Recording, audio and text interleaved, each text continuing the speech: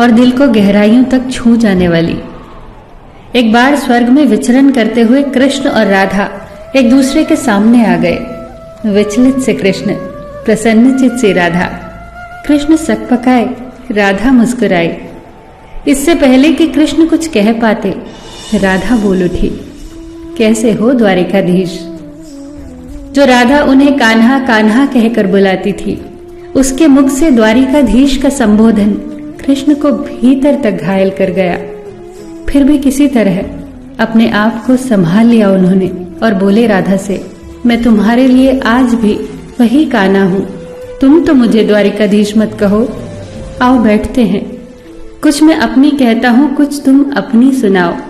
सच कहूं राधा, जब जब भी तुम्हारी याद आती थी, इन आंखों से आंसुओं की बूंदें निकल आती थी। राधा बोली, मेरे साथ ऐसा कुछ नहीं हुआ।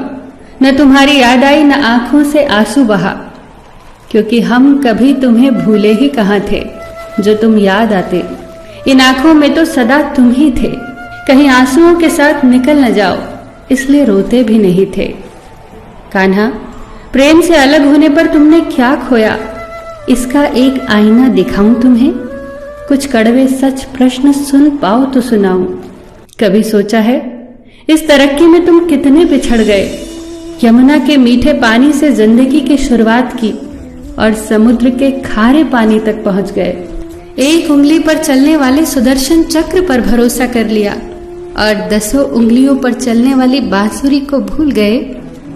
कान्हा, जब तुम प्रेम से जुड़े थे तो जो उंगली गोवर्धन पर्वत उठाकर लोगों को विनाश से बचाती थी, प्रेम से अलग होने पर वही उंगली क्या क्या रंग दिखाने लगी। सुदर्शन चक्र उठाकर विनाश के काम आने लगी। कान्हा और द्वारिकाधीश में क्या अंतर होता है बताऊं? कान्हा होते तो तुम सुदामा के घर जाते, सुदामा तुम्हारे घर नहीं आता। युद्ध में और प्रेम में यही तो फर्क होता है। युद्ध में आप मिटाकर जीतते हैं और प्रेम में आप मिटकर जीतते हैं।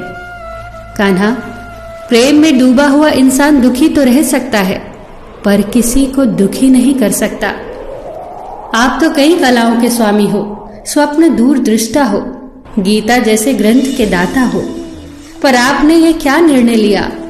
आपने अपनी पूरी सेना कौरवों को सौंप दी और अपने आप को पांडवों के साथ कर लिया। सेना तो आपकी प्रजा थी, राजा तो पालक होता है, उसका रक्षक होता है। आप जैसे महाज्ञानी उस रथ को चला रहे थे जिस पर बैठा अर्जुन आपकी प्रजा को ही मार रहा था। अपनी प्रजा को मरते देख आप में करुणा नहीं जगी, क्योंकि आप प्रेम से शून्य हो चुके थे। आज भी धरती पर जाकर देखो, आपकी द्वारिकाधीश वाली छवि को ढूंढते रह जाओगे। हर जगह, हर मंदिर में मेरे ही साथ खड़े नजर आओगे।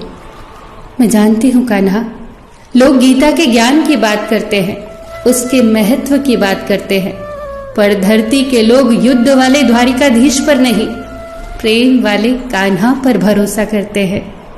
गीता में मेरा दूर दूर तक नाम नहीं है, पर आज भी लोग उसके समापन पर राधे राधे कहते हैं। ये कहानी काल्पनिक जरूर है, पर इसके भीतर छिपी सीख बहुत महत्वपूर्ण है। श्री कृष्ण के पास कभी किसी प्रश्न का उत्तर ना हो, ऐसा तो हो ही नहीं सकता, परंतु राधा द्वारा लगाए गए प्रश्न चिन्हों पर कान्हा मौन रहे। यही तो है प्रेम में समर्पण का भाव। पराक्रम में हमें हर किसी को हराना होता है, तब भी हम जीतकर भी हार जाते हैं, परंतु प्रेम में एक ही कईयों का दिल जीत लेता है। सही कहा है कि छोटी सी उंगली पर पूरा गोवर्धन पर्वत उठाने वाले भगवान श्री कृष्ण छोटी सी बांसुरी को दोनों हाथों से पकड़ते थे। फिर मिलेंगे दोस्तों अगली कहानी के साथ। तब तक के लिए अपना ख्याल रखना और हमेशा मुस्कुराते रहना।